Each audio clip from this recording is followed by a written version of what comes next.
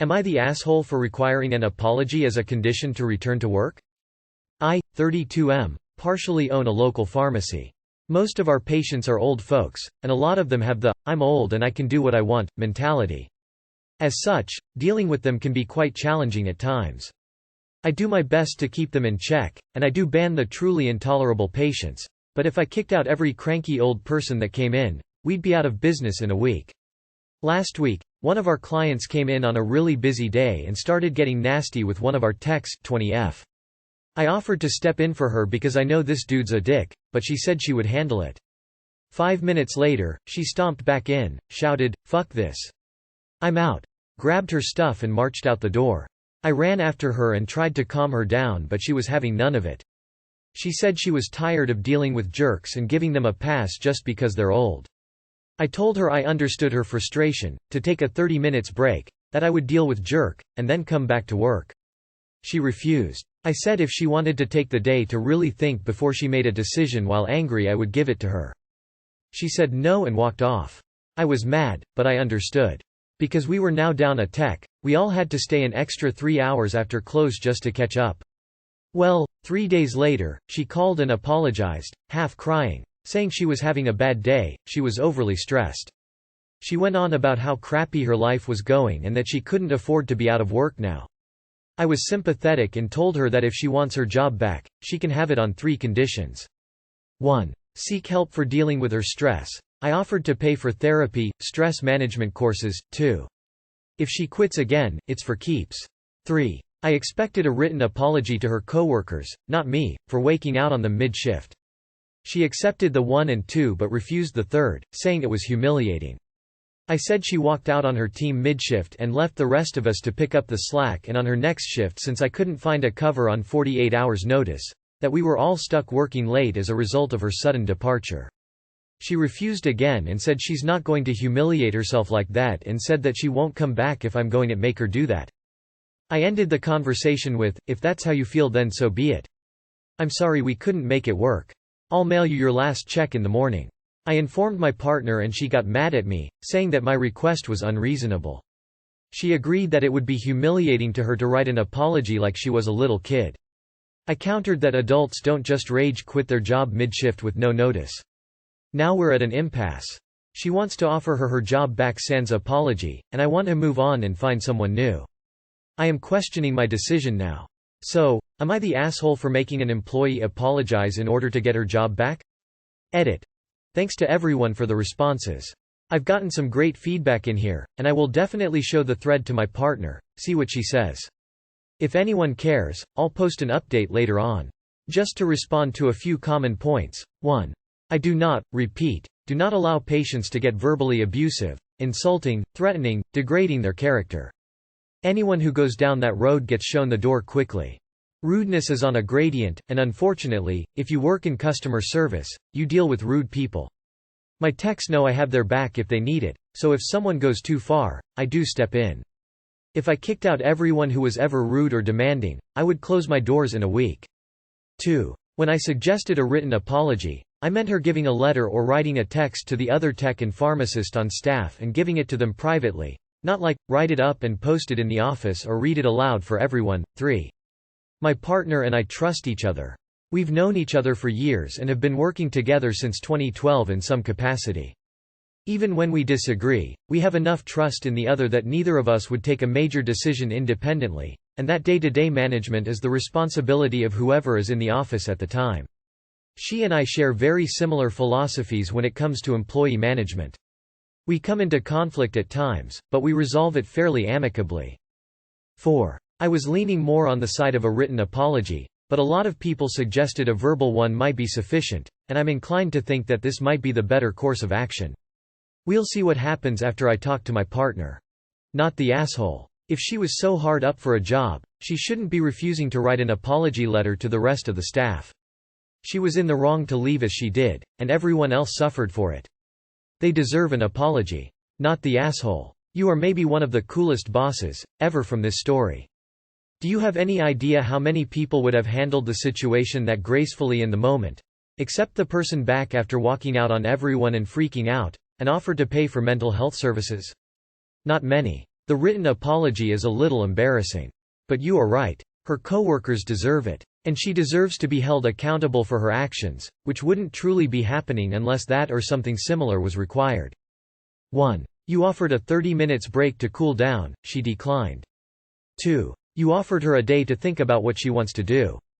She declined. 3. You offered her job back, including paying for therapy to help her deal with stress. You went above and beyond, and I don't think her writing an apology is too much to ask. I would argue that's less humiliating than face-to-face apologies for everyone. Not the asshole. So this is fake, right? I mean, we just had a Am I the Asshole earlier this week where a worker stormed out on an owner only to realize their mistake days later and ask for their job back only for them to not agree. You own a pharmacy and just willy-nilly are gonna pay for someone else's therapy? In what world would a boss pay for therapy out of pocket for an employee? Do y'all not provide health insurance to your workers or something? If you're gonna make a fake post, at least be original about it. Definitely her for obvious reasons, but you. 1. On the day of her meltdown, you literally offered her the rest of that day off, which effectively resulted in the same short staffing. 2. When your employees have emergencies or sick days, do they also have to write formal apologies to the rest of the crew? It's infantilizing and idiosyncratic. You really need to have some standards for your customers, and a known dick should be banned from the pharmacy. The tech shouldn't have rage quit, but you told her in your exchange to take the rest of the day off and think about whether they really wanted to quit and get back to you. So you're somewhat responsible for her leaving and thinking she could later have her job back, and in effect somewhat responsible for staff having to work an extra 3 hours. Without this exchange, I'd say a verbal apology would be appropriate. Why are you requiring a written apology? It is humiliating and you're treating her like a child. Absolutely, you are the asshole. You're her employer, not her dad. You don't have the right to punish her like that, and your partner is right. It's unnecessarily humiliating and it will put her at the mercy of her coworkers. They'll run all over her because they can anytime there's a disagreement between them. She apologized to you. That's either enough or it isn't. Not the asshole, you sound like a great boss. You are requiring the apology because she handled a situation poorly and added to her coworkers' burden. It's considerate of your other employees to ask for the apology to everyone. Otherwise there could be a great deal of resentment towards her, and that just makes work unpleasant for everyone. We would all like to lose it on abusive people, but your other employees kept it together for each other and out of self-respect. If she doesn't learn her lesson now, then she will have more regrets later. You are helping her learn a few things that are beneficial to her later in life. Am I the asshole for not helping a lady hiking up a biker-only trail while I was mountain biking? Okay, so I'm a downhill mountain biker and I am still out biking. I'm writing this during intermittent Lyft rides to go biking again. On my most recent trail ride I was biking a trail I'm pretty familiar with. It's very clearly marked as biker only, but sometimes people don't read the signs and just see a trail and assume they can hike it. While I was biking this trail, a woman and her 2 kids were hiking up the trail, so I pulled over to let them know they weren't supposed to be on the trail and offer my help. Before I begin the main story, I want to give a little context. When I bike, I put my phone in my backpack and play rap music out of it. It isn't as obnoxious as you think, since most other bikers are older and oftentimes you just pass by people so they don't hear much. At the time I stopped, I was playing Whole Lotta Red by Playboi Carti. I have 2 reasons why I don't use my AirPods. The first is that if I crash they could get lost, broken, and the second is that I can't hear if someone is behind me, so I can pull over and let them pass, or if someone is ahead of me so I can slow down. I pause it whenever I get on a lift or am in the lift line because there are a lot more people, so it can be kinda rude. The backpack I use is a small Camelback which has a pouch and spout for water. It is kinda difficult to get the little straps back over my elbow pads when I put it on after taking it off. I only take it off for lift lines and rides because of this. With that out of the way, let me start the story. When I pulled over I told the lady, I don't know if you saw the sign, but this is a biker-only trail. If you'd like my help I can give you directions for how to quickly and safely get onto a trail for hikers. But the first thing she replied wasn't a thank you or asking for the directions. Instead she said, "Can you turn off that harmful music? I don't want my kids to hear that swearing stuff." I explained why I didn't want to turn it off and that I was already inconveniencing myself to help her and I didn't feel like accommodating all her needs just to give her directions for like 30 seconds. She continued to insist I turn off the music before I give her directions and insinuated I was being entitled and rude. I tried to be nice and help her, but she wouldn't listen till I turned off my music, so I got myself back on my bike. Before I left I told her, "I'm sorry you didn't want my help. Please have a safe hike up with your kids," and I rode off while she was yelling at me saying in a jerk and mean. I don't feel like I did anything wrong, but I'm also feeling guilty. Should I have just turned off my music and helped her, or was she in the wrong? In short, I'd like to know if I'm the asshole in this situation. Edit. I saw someone mention the age of the kids. To clarify, I don't know their age exactly, but they look to be between the ages of 10 and 14. Edit 2. Edit 2.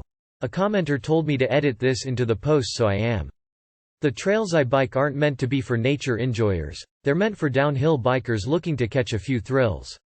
This isn't the place I was biking, but the trail is similar in that it's a flow trail. These kinds of trails are wide and designed for fast riding with various jumps and such. It's not exactly a calming experience in nature. If the woman was trying to enjoy nature, I doubt the loud and fast mountain bikes were the experience she was looking for anyways. I also think it would be good to include the exact way I listen to music, since people seem to think I'm blaring at full volume where everyone can hear, which isn't the case. I keep the phone at 3/4 volume and the bag muffles it anyways. You would have to be extremely close to me in order to hear it on a bike, and when I mean extremely close I mean danger of colliding with me close. At the absolute worst, a person passing me may hear 2 seconds of muffled audio, and even then they may not notice it since they're probably more focused on biking. The only reason the woman can hear it is because I was stopped next to her to give directions. Bikers wouldn't be able to hear anything. I set up my phone like this on purpose because I wanted to hear the music while not playing it loud enough where people biking around me can hear it. This woman was the first time someone has heard my music on the trail, and it was because I was stopped and in close proximity to her. It isn't as obnoxious as you think. It is. Esh. Lady should have read the signs, but there is no excuse for playing music from a speaker for your listening in public. None. Turn the shit off until you get some exercise-friendly headphones. Just turn off the music for 2 seconds and get the lady off the trail. She sucks for being on it in the first place. That lady needs to take a little chill pill, but also, I feel like it is common courtesy to 1. Not have music playing on the trail, and 2. Pause said music or turn it down in order to have a conversation with someone. I can see why she might have been offended by someone playing music while she's trying to enjoy nature with her kids. I have a feeling she wasn't calling you a jerk because you didn't help her. She shouldn't be out there in the first place, but you don't need to be playing music in public. You would be told to leave most public areas if you were doing this. I feel like you know this, since you said, "It isn't as obnoxious as you think." Yes, it is. Not the asshole. She was on a trail she was not supposed to be on, and you generously offer her directions. Unless the kids were extremely young, they've heard it. Blasting explicit music in a public place in front of kids is not great. They shouldn't have been there. Not the asshole. You could have given her directions in a fourth of the time it would have taken you to get to your phone. For everyone saying everyone sucks here or you are the asshole, actually read his description of the backpack where his phone is. Am I the asshole for not lying about why I could not remove my headscarf? I have not been able to sleep over this, so I made a Reddit just for a judgment. Thanks. I, 24F, am a bridesmaid for one of my closest friends, Jackie, 24F. I've been so excited to help. I was in charge of the bridal shower. The games, decorations, menu. I left the guest list to Jackie's sister. Due to religious reasons, I wear a headscarf. I love and am proud of it. In the group chat with other bridesmaids, I was talking about how excited I am to attend a girls-only event. I recently dyed my hair and wanted to show it off. I even paid extra to ask for a girls-only staff that day. As guests arrive, I realize that one of them is Tori, 26F. I know Tori as a family friend of Jackie's, but the few times I met her, it was before her transition to female. I was aware of it but unaware she was coming to the shower. I don't mind at all OFC and she's a lovely person, but I decided to keep my scarf on. As everyone's eating later, I am passing by the tables to make sure everyone's good, and one of the bridesmaids mentioned that they hadn't gotten to see my hair and they'd wanted to see the change in person. I tried to dismiss it at first or say, "Oh, I'll show you later." But the other girls at the table got curious. I got uncomfortable and I just said, "Oh, I'm actually not really comfortable taking it off right now." When pressed as to why, I said there's guests I don't feel comfortable taking it off in front of. There was a collective, "Oh," and I thought cool, that's over. But one girl got aggressive and asked if I am referring to Tori. She's loud and other tables turn to look. I don't answer. The girl asks if I wear one around men, so I say yes. She says there's no men here, so clearly you should take it off. I tell her again that I am keeping it on. Another bridesmaid defends me and tell the girl to chill out. Tori comes over and says me not taking it off is a slap in the face to her identity. I am just shocked and had no clue what to do. Eventually Tori and a few girls left saying they felt it was disrespectful. I feel awful that this ruined a beautiful day for my friend. It's causing more trouble with people threatening to leave the wedding over discrimination towards me or towards Tori. I don't think I was in the wrong. Just as Tori can be Tori, I can be me. I feel like it would be the equivalent of me making Tori or someone else adjust for me. I feel like we should just accept and respect each other, rather than be woke one-sided. My question is more about being honest as to why I couldn't. Jackie is on my side, but Jackie's sister is giving her hell for it. Saying she purposely left out that detail in the guest list to test me. Jackie says I should have brushed it off and said I was having a bad hair day or avoided giving an answer. I didn't ever mention Tori's name in my answer, and I don't think my answer was rude, but seeing how much stress it's causing I am thinking I should have made up a lie. Am I the asshole for how I handled the situation? Info. A lot of people are having an issue with the woke one-sided comment. When I said no, Tori and a few others pushed it, and Tori gave the ultimatum that I have to take it off as a sign of respect or they would leave. I said no. They ridiculed me, my faith, and even the bride and others for defending me. They were blatantly hateful towards my religion, and Jackie's sister purposely arranged for this to happen. For the religious standpoint, I am not aware of where she is in transitioning or what her sexual preferences are. I would never ask either, as that is personal. But that is information I would like before making a decision on how comfortable I feel with exposing my hair. Yikes. Don't think you're in awe, but it is weird that you were excited to take it off to show all the girls but then decided not to because a trans woman came. You should reflect on why. Edited for final answer. Not the asshole, nah. You aren't obligated to take it off, but should examine your biases. Imagine how she may have felt rejected and invalidated. The only real asshole might be the person who made a big scene in the first place and kept pushing. You shouldn't feel pressured to take off your headscarf, so they suck for that. You were being transphobic and saying that Tori is not a woman, when she is a woman. So, you definitely suck for that. I think you could have handled it with way more tact in a way to not have othered Tori in the way you did as well. Your answer was rude. This isn't one-sided woke, they have a right to be upset. Edit. Thank you for all the awards. The sister for the deliberate setup, you for being transphobic, and religion for putting out random rules that divide us. Keeping your scarf on or taking it off is your choice and you shouldn't be pressured either way. That being said, pointing out that it is due to the presence of a trans woman is definitely an asshole move. You're denying her identity and calling her a man when you could have just said nothing. I'm split between you are the asshole and everyone sucks here because you definitely shouldn't have been quizzed about it even if your motives are bigoted. You are the asshole. I don't think I was in the wrong. Just as Tori can be Tori, I can be me. I feel like it would be the equivalent of me making Tori or someone else adjust for me. I feel like we should just accept and respect each other, rather than be woke one-sided. You neither accept nor respect her, and your use of the phrase, woke one-sided, just emphasizes that.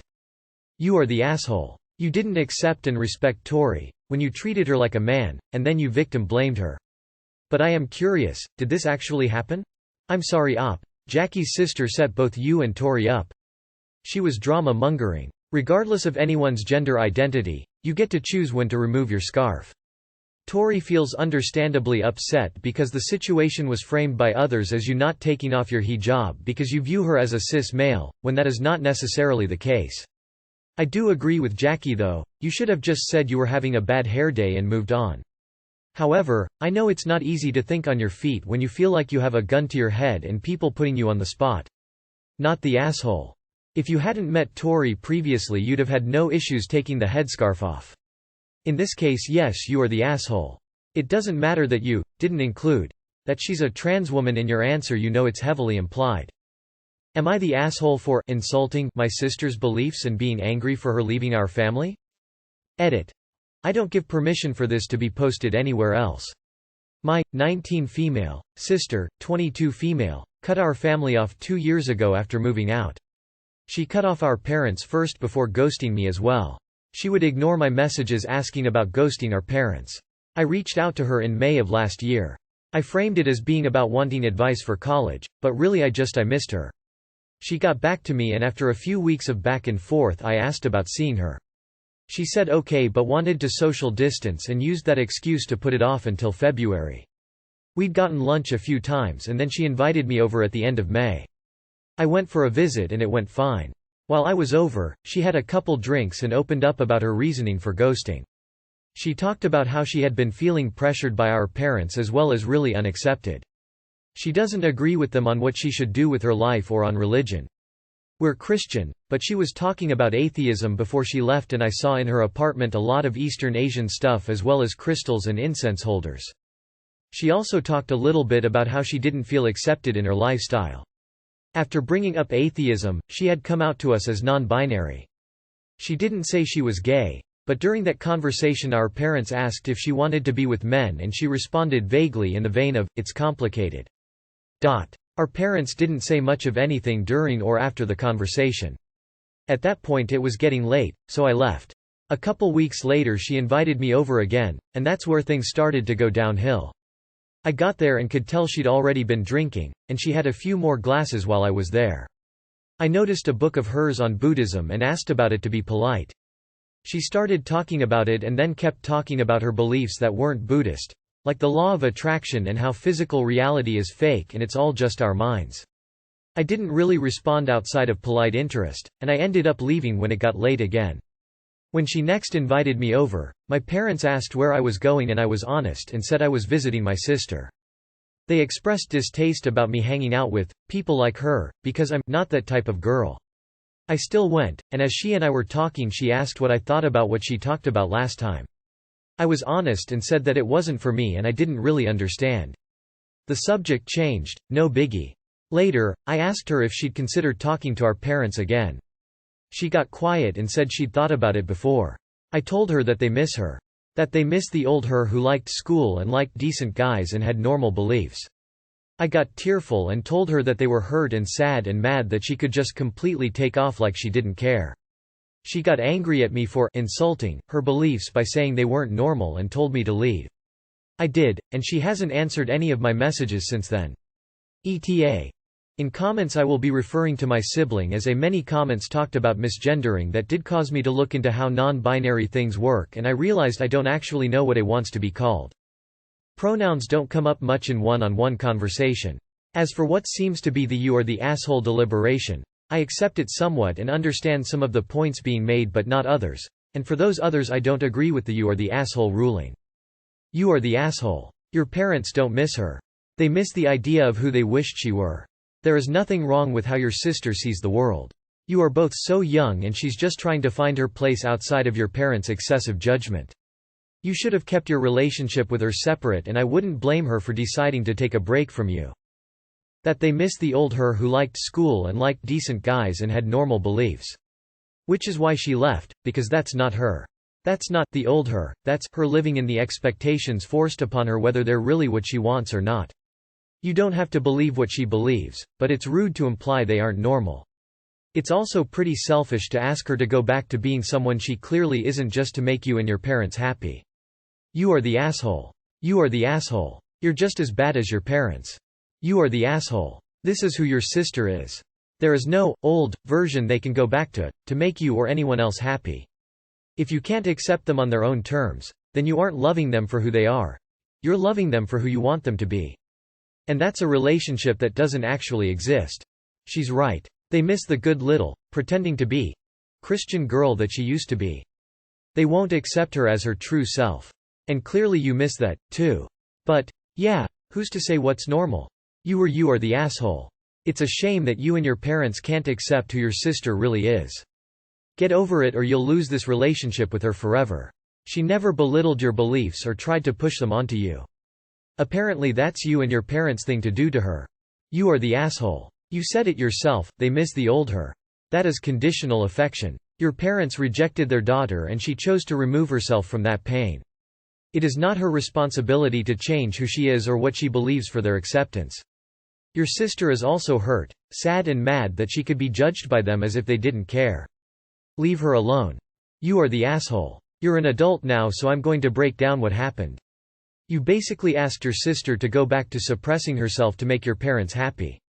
You told her she and what she believes in, which is neither yours or your parents' business BTW, is not normal.